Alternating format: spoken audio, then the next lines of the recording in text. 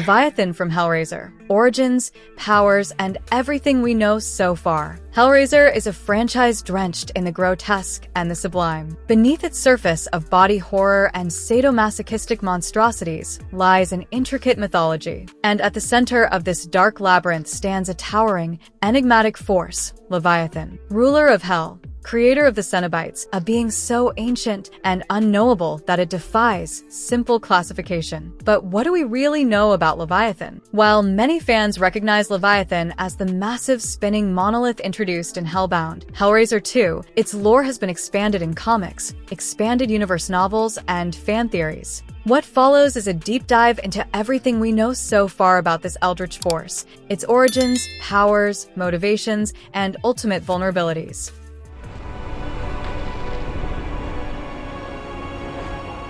The mystery of Leviathan's origin. Leviathan's origin has never been explicitly defined in any Hellraiser media, but that hasn't stopped speculation. Some fans believe that Leviathan is a fallen angel, cast out of heaven not for rebellion, but for rigid devotion to law and order. Others see it as an ancient cosmic intelligence, a being that predates human concepts of good and evil. What's clear is this: Leviathan existed before life. It thrived in a universe that was still, cold, and quiet, a place of perfect order. But then life erupted across existence. And with it came chaos, emotions, instincts, disorder, entropy. Leviathan watched as its carefully balanced void was torn open by the chaos of biology. The world swelled and spilled over, rupturing the walls between dimensions. The living world bled into hell. And Leviathan retaliated. It tried to purge this contamination, grinding life beneath its metaphorical wheels. But chaos proved persistent, so Leviathan changed its approach. It recalculated.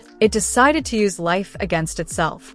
Leviathan's influence on mankind. Leviathan chose mankind as its instrument. It entered human dreams, whispering truths in a language only the subconscious could understand. It gave man visions, not of beauty or peace, but of machinery, precision, pain, and dominance. It taught humans how to craft weapons, forge steel, and build the tools of their own extinction. And man listened. From the moment early humans lifted their first weapons to conquer nature, Leviathan's influence took root. Skins were flayed. War became art. Empires rose not in the name of harmony, but to assert control. With every skyscraper that blotted out the sun, with every machine that tore through forest and flesh alike, the earth began to resemble the mechanical purity of Leviathan's realm. And this wasn't random. It was deliberate, because Leviathan had apostles, men and women chosen through dreams and visions to spread its gospel. These individuals laid the groundwork for Hell's design on Earth. Through them came the creation of the Lament configuration, a puzzle box that opens a gateway to Leviathan's world. But Leviathan did not stop there. It molded Cenobites, twisted priest-surgeons of pain who serve its will. The Cenobites are not born. They are made from damned souls who, once broken by pain and stripped of identity, are reshaped into tools of order. The Labyrinth, Leviathan's realm of perfect design. Leviathan's dimension is not fire and brimstone. It's not chaos. It's not punishment in the biblical sense. It is the Labyrinth, a realm of logic, coldness, and eternal structure. It reflects Leviathan's obsession with form, repetition, and function. Every corridor is a symbol. Every passage is a metaphor. Sinners who enter the labyrinth are not merely punished, they are deconstructed. Their minds are unraveled, memories stripped and replayed, until they become part of the architecture. Many of them wander forever, broken echoes of their former selves. At the center of this realm floats Leviathan itself, a black geometric shape suspended in the sky, turning endlessly, casting a dark light across hell. It is both beacon and judge. Those who come too close are exposed to its power. And that's where things get truly horrifying. Yes. Take it. I give you their blood. Leviathan's powers and abilities. Leviathan is not bound by flesh. Its very essence is logic, perfection, and design, but its powers extend far beyond the aesthetic. First and foremost, Leviathan is the creator of Cenobites. It has absolute control over their transformation. A soul deemed worthy is reshaped into a cenobite, with forms dictated by the sins and obsessions that define their mortal lives. No two Cenobites are the same, because no two sinners are the same. Each is a unique reflection of Leviathan's interpretation of punishment and purpose. When a damned soul lays eyes on Leviathan, it doesn't just see a shape, it experiences a revelation. Leviathan emits a black light, a kind of liquid shadow that pierces the soul. The sinner is flooded with every sin they've ever committed. There's no escape, no hiding, no denial. Leviathan knows more about the individual than they know about themselves. It is a perfect, emotionless judgment. It also feeds. Leviathan consumes the souls that are too fractured or weak to become Cenobites. These souls are dissolved, absorbed into its structure, their memories added to the labyrinth. The consumption is not immediate, it's prolonged. Leviathan is deliberate in its torment. Another disturbing power, the ability to trap individuals in infinite memory loops. This was witnessed in the Hellraiser comics, when both Kirsty Cotton and Elliot Spencer, formerly Pinhead, were trapped in orbs that forced them to relive pivotal moments of their lives. Painful, traumatic, unresolved events, again and again. These loops are not illusions, they are temporal prisons. Whether Leviathan uses this power frequently or only against significant threats is unclear, but its followers interpret this ability as an extension of its hunger, a way to digest the soul slowly.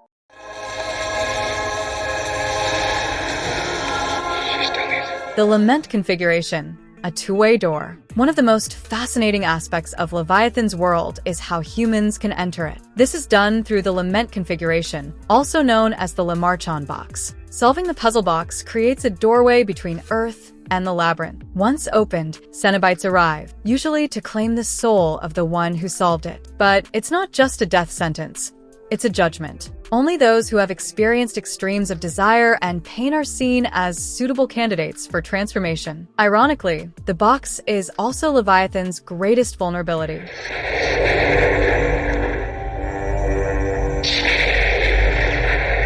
Weaknesses of Leviathan. Leviathan may appear omnipotent within its realm, but it can be weakened. When a human solves the lament configuration while physically present in hell, Leviathan suffers a temporary power loss. It reverts to a cube shape, and the souls trapped within begin to escape at a rapid rate. This happened in Hellbound, Hellraiser II, where the solving of the box caused Leviathan to lose control and allowed many souls to flee the labyrinth. There's also the Aslan construct, introduced in the Pinhead comic series. This is essentially a blueprint for the destruction of Hell itself. A group known as Aggregate tried to use it to bring down Leviathan, and they came dangerously close.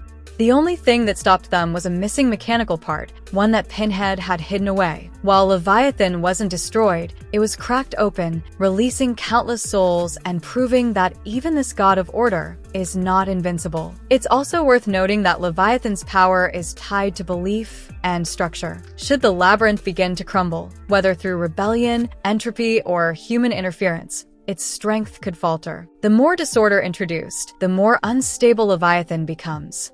What Leviathan represents. More than just a villain, Leviathan is an idea. It is the embodiment of control taken to its absolute extreme, a being that seeks not just to punish sin, but to eliminate the very concept of freedom, desire, and individuality. Leviathan's world is one where every soul has a function, every action has a cost, and emotion is a virus to be burned away. It represents the horrifying side of order, a universe without spontaneity, without compassion, without choice.